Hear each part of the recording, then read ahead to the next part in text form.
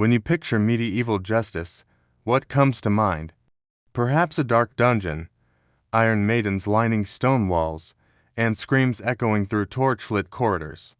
Hollywood has sold us this vision for decades, a gothic nightmare of creative cruelty. But the reality of medieval law was far less theatrical and far more bureaucratic than we imagine. The truth is, most medieval punishment didn't happen in secret chambers beneath castles. It happened in the town square, on market day, in front of your neighbors.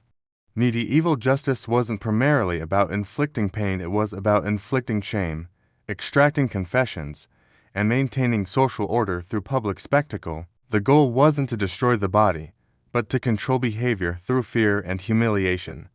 To understand medieval punishment, we must first understand its purpose.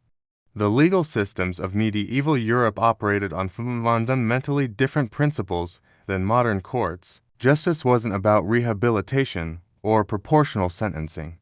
It was about three things: establishing truth through confession, reinforcing social hierarchy, and deterring crime through public example. In an era without police forces, forensic science, or reliable witness testimony, the courts needed methods to extract confessions that would be considered legally binding, and they needed everyone to see what happened when you broke the rules. Let's start with the most common instruments of medieval justice, devices you've probably heard of, but whose actual function might surprise you. The stocks and pillory were the workhorses of medieval punishment. These simple wooden frames secured offenders by their ankles, wrists, or neck, locking them in place in the town square for hours or days. But here's what's crucial to understand: these weren't torture devices. They were humiliation engines. The stocks held your legs while you sat. The pillory held your head and hands while you stood. Both left you completely vulnerable to public mockery. Townspeople would gather to jeer, throw rotten vegetables, eggs, mud, or worse. The punishment wasn't the wooden frame itself, it was the social death that came with it. You'd be released physically unharmed, but everyone in town now knew you as a thief, a drunk, or a cheat. In tight-knit medieval communities where reputation was everything, this social branding could be more devastating than a physical wound. These devices were reserved for minor offenses: drunkenness, petty theft, selling underweight bread, watering down ale. The severity came not from physical pain, but from the duration and the crowd's enthusiasm. A baker who shortchanged customers might spend 3 days in the pillory with a loaf of his bad bread hung around his neck. The message was clear: cheat your neighbors, and your neighbors will remember. The scold's bridle, also called the brank mask, reveals something darker about medieval justice: its deeply gendered nature. This iron cage fitted over a woman's head, often featuring a metal plate that pressed down on the tongue, making speech painful or impossible. It wasn't used for crimes in the legal sense. It was used for social transgressions: gossip, nagging, arguing with male authority figures, or simply being too vocal in public. The scold's bridle was a tool of localized social control, often applied by town officials without formal trial. A woman deemed too outspoken, too argumentative, or insufficiently submissive could find herself paraded through town in this humiliating device, a public warning to other women about the consequences of stepping outside prescribed gender roles. The bridle didn't extract confessions or deter serious crime. It enforced silence, literally and symbolically. These public shaming devices emerged from a specific cultural transformation in medieval justice. Earlier medieval societies relied heavily on trial by ordeal. Suspected criminals would be forced to carry hot iron, plunge their hands in boiling water, or undergo similar tests. If their wounds healed cleanly, God had proven their innocence.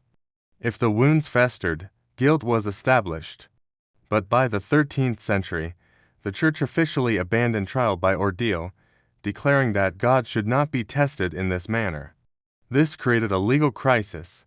How do you establish guilt without God's direct intervention? The answer was judicial torture, human methods to extract human confessions.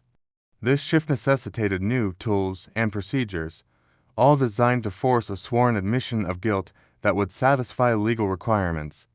The irony is that this supposedly more civilized approach replacing divine judgment with human investigation created the legal framework for systematic torture. Courts needed confessions, torture extracted confessions, and the resulting admissions were considered legally binding proof.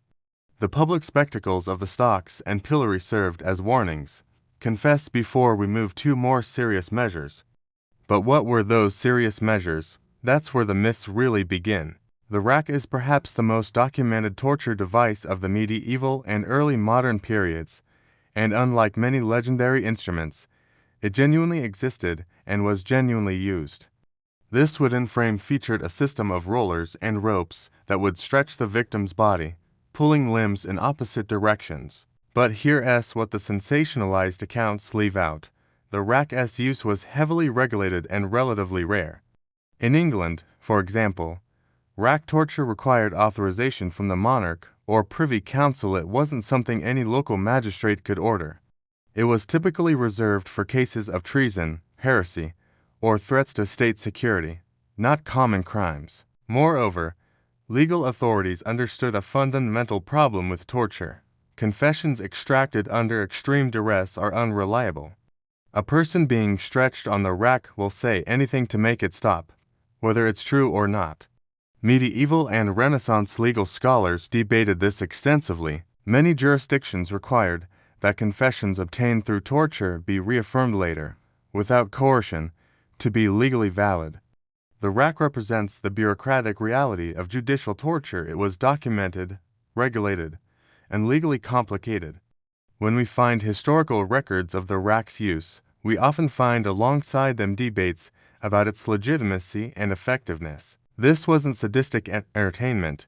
It was a problematic legal procedure that many authorities viewed with skepticism even at the time. Now let us turn to the device that has become the icon of medieval horror, the Iron Maiden. You know the image, a human-shaped sarcophagus lined with iron spikes. The victim is placed inside, the doors close, and the spikes pierce the body, causing death or terrible injury. It's appeared in countless horror films, museum exhibits, and heavy metal album covers. There's just one problem: it's almost certainly fake. The most famous Iron Maiden, displayed in Nuremberg, was constructed in the early 19th century, roughly 300 to 400 years after the medieval period ended. Historical research has found no credible medieval documentation of Iron Maidens being used for execution or torture. No court records, no contemporary illustrations, no reliable accounts from the period itself. What we do find is evidence that the Iron Maiden was created for 19th century exhibitions designed to sensationalize the medieval past. This was the era of Gothic literature, romantic fascination with the Dark Ages, and a booming tourist industry around medieval castles and dungeons.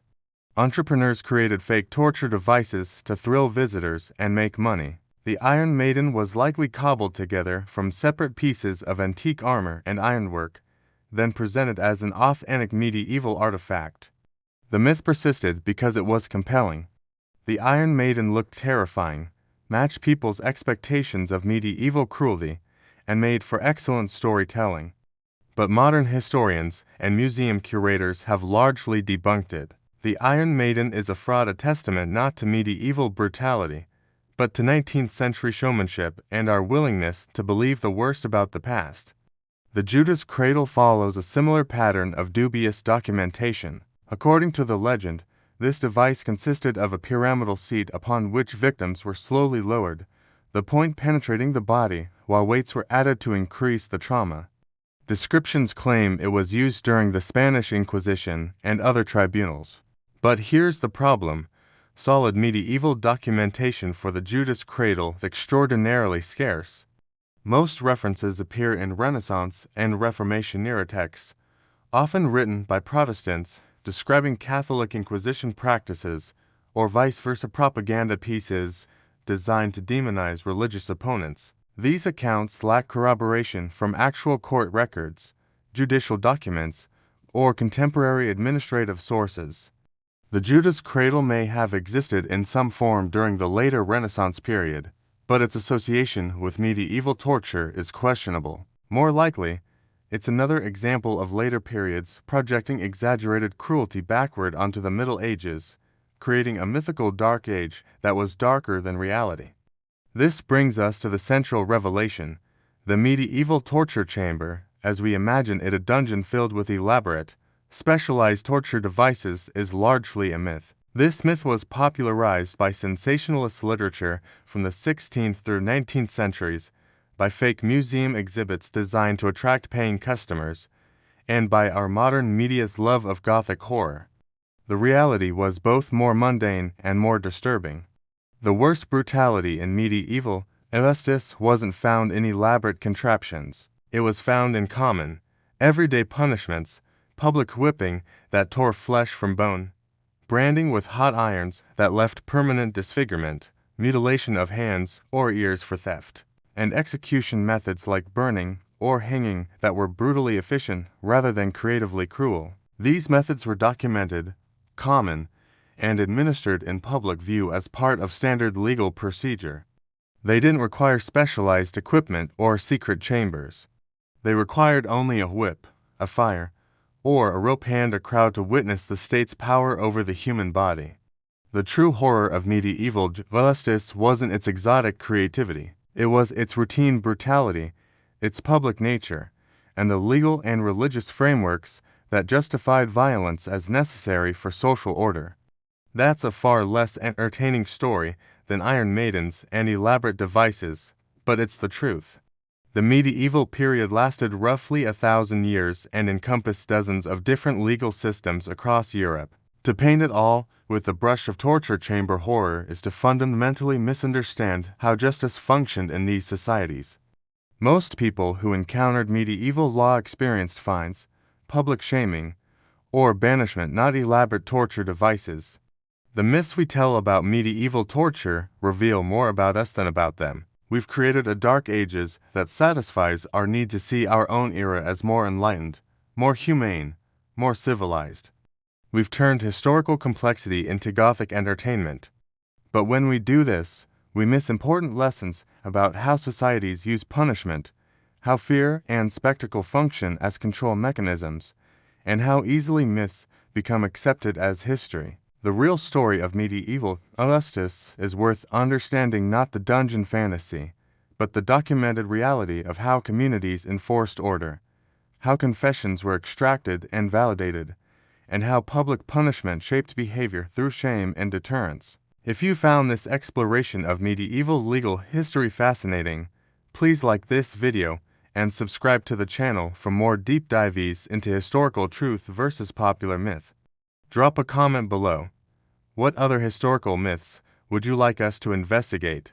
And remember, question everything you think you know about the past. The truth is always more complex and more interesting than the legend.